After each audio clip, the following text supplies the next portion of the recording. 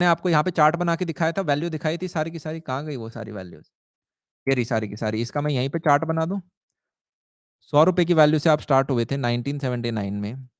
इसके बाद यार आप गूगल करके देखना, सेंसेक्स आपको कुछ इस प्रकार का दिखेगा। कभी ऊपर गया है, कभी नीचे गया है, कभी ऊपर गया है, नीचे गया है, फिर ऊपर गया है, फिर नीचे गया है, ऊपर गया है, नीचे गया है, नीचे गया, ऊपर गया है, नीचे ऐसे गया है। चीज़ समझ में आई?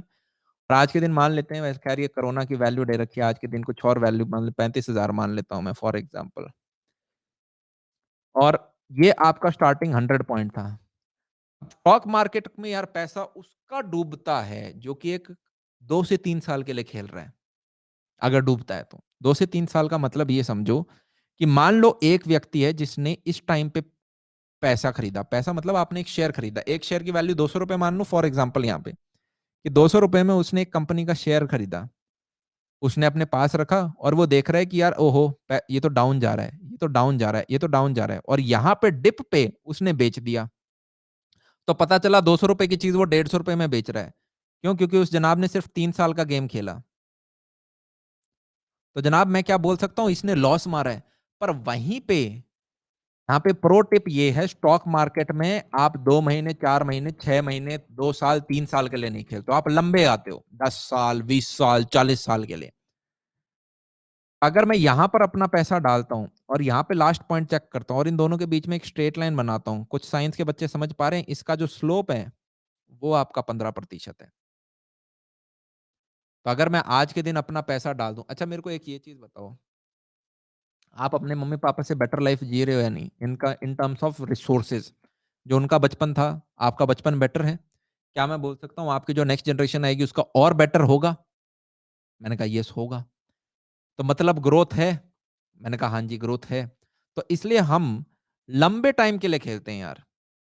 चीज़ समझ में आ रही है? अब आप बोलोगे भैया डे ट्रेडिंग भी तो ऐसी कुछ चीज़ें होती हैं। काफ़ी सारी चीज़ें जो मैं कवर करना चाहता हूँ। अभी मैंने थोड़ी देर पहले एक कॉन्सेप्ट समझाया था मार्केट कैप का, याद आ रहा है तुम्हें? कहाँ पे लिखा था मैं खुद भूल गया। जहाँ पे मैंने दिखाया था कि ओके यार पूरे इंडिया की इकोनॉमी $3 ट्रिलियन है और ऊपर की जो ये टॉप 50 कंपनीज़ हैं इन्हें निफ्टी भी बोलते हैं। लिख लो इसे प्यार से। ये जो टॉप 50 कंपनी है इन्हें निफ्टी बोलते हैं।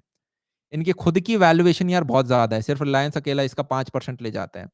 तो क्या मैं बोल सकता हूँ कि यार ये जो टॉप निफ्टी कंपनीज़ हैं, ये एक तरह से पूरे देश का बता रही हैं कच्चा-पिट्टा, कच्चा-चिट्टा, कच्चा-चिट्टा। यस, मैंने कहा ओके। क्या मेरा इंडिया ग्रो करेगा? मैंने कहा डेफिनिटली करेगा। हम यूथ नेशन हैं, हमारी नेक्स्ट जनरेशन हमसे बेटर लाइफ जी रही होगी, डेफिनिटली करेगा। इस चीज़ पे तो हम बेट कर सकते हैं। मैंने कहा करेगा, पक्का करेगा। आप पिछले 20-30 साल देख लो, हम ग्रो कर रहे हैं, हम आगे भी ग्रो करेंगे। अनटिल अनलेस कोई बड़ा न्यूक्लियर बम हमारे ऊपर ना फट जाए, पर उस पर्टिकुलर सिनेरियो में तो यार मतलब स्टॉक मार्केट का ये उसूल मानो, अगर आप लंबे टाइम के लिए डालते हो, आपका पैसा डूब ही नहीं सकता। अनटिल अनलेस कोई ऐसी महामारी आ जाए जहाँ पे 30-40 करोड़ हमारे देश के मर रहे हों कि न्यूक्लियर बॉम्ब हो गई या कोई डिजीज़ हो गई। क्योंकि उस केस में क्या होता है, प्रोडक्शन करने वाले लोग और कंज़म्पशन करने वाले लोग दोनों रिड्यूस हो जाते हैं। तो प्रोडक्शन नहीं हो रहा, कंज़म्पशन नहीं हो रहा तो जीडीपी डाउन गया, तो तब आप लॉसेस खा रहे होते हो। पर उस केस में तो मेरा मानना है यार, कहीं भी पैसा सेफ नहीं है, बैंक में भी पैसा सेफ नहीं है फिर तो। न्यूक्लियर वॉरफेयर हो गया फिर तो इन्फ्लेशन चढ़ जाता है। हिस्ट्री चैप्टर तुम पढ़ के आए ही हो 9th क्लास में। मैंने कहा तो you can consider 40 years of stock market very safe. ठीक है? बाकी अपनी खुद की इच्छा के अनुसार रहें, मैं किसी को फ़ोर्स नहीं कर रहा हूँ, समझ रहे हो? मैं तो खुद डाल रखे हैं। अब अगर हम इंडिया में पैसा यार लगाना चाहते हैं, तो क्या मैं बोल दूँ हम अपना पैसा टॉप 50 कंपनीज़ में लगा दें? और वो भी डायनामिक? यार देश की जो ऊपर की 50 कंपनी है, वो ग्रोथ तो मार रही हैं और अगर मैंने उनमें पैसा लगा रखा है, तो मेरा पैसा भी ग्रोथ मारेगा। क्या मैं ये फैक्ट बोल सकता हूँ? मैंने कहा यस बोल सकते हैं। तो अगर आप एक नो नॉलेज इन्वेस्टर हो, no knowledge investor in the sense वो व्यक्ति जनाब जिसके पास ज़्यादा नॉलेज नहीं है स्टॉक मार्केट को लेके, थोड़ा बहुत उसने पढ़ रखा है, ऑल्दो कुछ किताबें जिन्हें आप रेफ़र कर सकते हो इन्वेस्टमेंट की, ठीक है? आपको यार गूगल वगैरह के ऊपर काफ़ी किताबें बताई जाती हैं। ख़ैर मैं प्रमोशन नहीं कर सकता, ख़ैर यहाँ पे शायद किसी और के प्लेटफ़ॉर्म पे नहीं तो मैं बता भी देता। काफ़ी किताबें हैं, वो कमेंट्स भी नहीं दिख रहे किसी के। तो चलो मैं आगे चलता जाता हूँ। तो ये सारी चीज़ें मैंने आपको बताई। तो अगर आप स्टॉक में जाते हो, तो लंबे टाइम के लिए पैसा लगाओ और आप डेफ़िनेटली बहुत अर्न कर रहे होगे। अभी मैंने आपको दिखाया 40 साल में आपका पैसा 26 टाइम्स हो गया। अगर मैं हिस्ट्री के फैक्ट देखूँ तो, ठीक है? तो इस चीज़ का हमें ध्यान रखना है। भैया कुछ डे टू डे ट्रेडिंग भी होता है, उसके बारे में तो आपने बताया नहीं। मैंने कहा डे टू डे ट्रेडिंग होता है, उसमें क्या होता है कि मान लें कोई पर्टिकुलर कंपनी है, रिलायंस है, ठीक है? मैंने रिलायंस का एक शेयर लिया, आज मैंने ले लिया मान लें एक्स वैल्यू पे और मैं 2 दिन बाद इसे कुछ 1.1 एक्स वैल्यू पे सेल कर देता हूँ। तो ये जो 0.1 पैसा है मैंने एकदम से कमा लिया। तो इस प्रैक्टिस के दौरान यार काफ़ी लोग हैं जो कि 25-25% से ऊपर रिटर्न भी लेके आ जाते हैं और 25% रिटर्न एक बहुत बड़ी वैल्यू होती है। कंपाउंड इंटरेस्ट कैलकुलेटर में जाना और एक होमवर्क करके आना। आप 14% इंटरेस्ट लेना और उस पे 40 साल की कंपाउंडिंग लगाना, किसी भी कैपिटल वैल्यू पे और एक आप लेना 25% की वैल्यू और उस पे 40 साल की व कंपाउंडिंग लगाना, आप देखोगे ज़मीन-आसमान का डिफरेंस दिखेगा आपको। चीज़ समझ में आ रही है? पर यार इसमें एक ड्रॉबैक है। पहला, ये एक फुल टाइम जॉब होता है, sort of full time job होता है और दूसरा है ना पैसा डूबता भी है इसमें।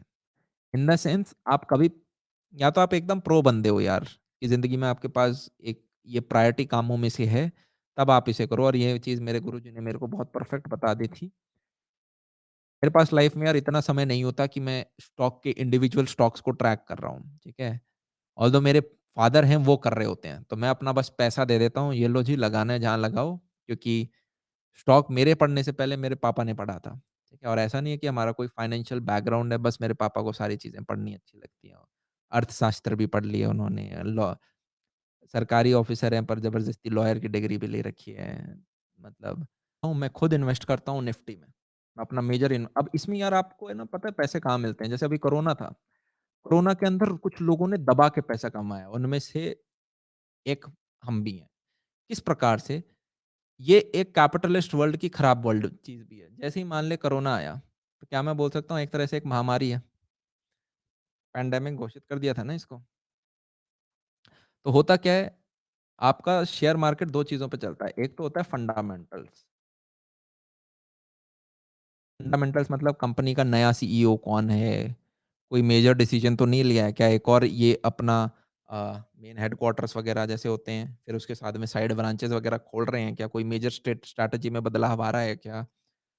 फिर एक होते हैं सेंटिमेंट्स, कि लोग उस पर्टिकुलर ब्रांड के बारे में क्या सोचते हैं। अब मान लें कोरोना आ गया, तो कोरोना के केस में सेंटिमेंट्स एकदम से डाउन गए, तो पूरा शेयर मार्केट नीचे जाता है। एक वेव आ जाती है कि यार अभी बेच दो, अभी आपका शेयर ₹200 का है, 5 दिन बाद हो सकता है ₹150 का हो जाए, तो आप सब के सब बेच दो।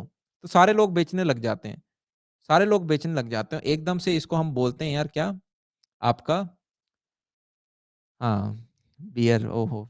सब सब सब पढ़ के बैठे हैं आज स्कैम 1992। तो एकदम से आपका मार्केट में ड्रॉप आता है। जब ये ड्रॉप आता है, यही आपके लिए सबसे लुक्रेटिव डोमेन है। तो हुआ क्या यार, आपका जो स्टॉक मार्केट है, निफ्टी में मैंने पैसे डाल रखे थे, एकदम से डाउन गया। तो जो गरीब व्यक्ति होता है ना यार, जिसके पास अभी खाने के भी वांदे हो रखे हैं, मतलब उसको सैलरी नहीं मिल रही। खाने के वांदे मतलब ये नहीं कि खाने के वांदे ही मतलब उसको सैलरी नहीं मिल रही है, 3-4 महीने रुक गया है। तो वो ऐसे में अपने स्टॉक्स बेचता है और वहाँ से अपना पैसा निकालता है। तो हो सकता है यार जो चीज़ 200 की थी किसी टाइम में, वो उसने 150 में भी सेल करी हो, 170 में भी सेल करी हो, तो नुकसान खा गया। वहीं पे जैसे ही डिप आता है इस इंडेक्स के अंदर, मान लो ये आपका डिप वाला पॉइंट है, ठीक है? एक कैपिटलिस्ट क्या करता है, जिसके पास सेविंग्स होती हैं, वो खरीद लेगा दुनिया भर का। इनफैक्ट जब मैंने अपना कोर्स करा था स्टॉक मार्केट का, तो उसमें यूँ बोलते थे कि भाई जितना है पूरी जान लगा दो। पूरी जान मतलब उन्होंने यूँ भी कहा था कि यार चाहे बाकी चीज़ें बेचनी पड़े पर यहाँ पे खर्च करो ही। तो उसमें क्या होता है, आप सबको पता था, हम सबको पता था कोरोना एक टेम्परेरी फेज़ है, लॉकडाउन एक टेम्परेरी फेज़ है। कोरोना तो अभी भी है, पर लॉकडाउन एक टेम्परेरी फेज़ है, मार्केट दोबारा उठेगा, लॉकडाउन खुलेगा। तो हुआ क्या यार, वो डिप टेम्परेरी बेसिस के लिए आया, उस टाइम हमने बहुत ज़्यादा बल्किंग में ली। मतलब हम हर दिन शेयर खरीदते जा रहे थे, हम हर दिन पैसा इंडेक्स में डालते जा रहे थे, डालते जा रहे थे, डालते जा रहे थे, हेवी। वो दोबारा वापस आया और हमें बहुत ज़्यादा गेन मिला, क्योंकि आज के दिन वो नॉर्मल है, उसी जितना पुराना चल रहा था। तो ये गेम आपको पर इस प्रकार की अपॉर्च्युनिटीज़ आपको 8-10 साल में एक बार मिलती है। लास्ट अपॉर्च्युनिटी ऐसी मिली थी 2008 में जब रिसेशन आया था। अब ये कोरोना के टाइम में मिली है 2020 के अंदर। तो अगर आप पुराना ट्रैक देखोगे, लगभग 1 डेकेड में आपको एक ऐसी अपॉर्च्युनिटी मिलती है। अब कैपिटलिस्ट देखो कैसा आदमी है, अपॉर्च्युनिटी बोल रहा है कोरोना को। काफ़ी लोगों ने तो इसको यूँ बोला होगा जी पैसे बर्बाद हो गए। तो we are living in a capitalist world. I guess हमें कुछ-कुछ चीज़ें यहाँ पे समझ में आ रही हैं।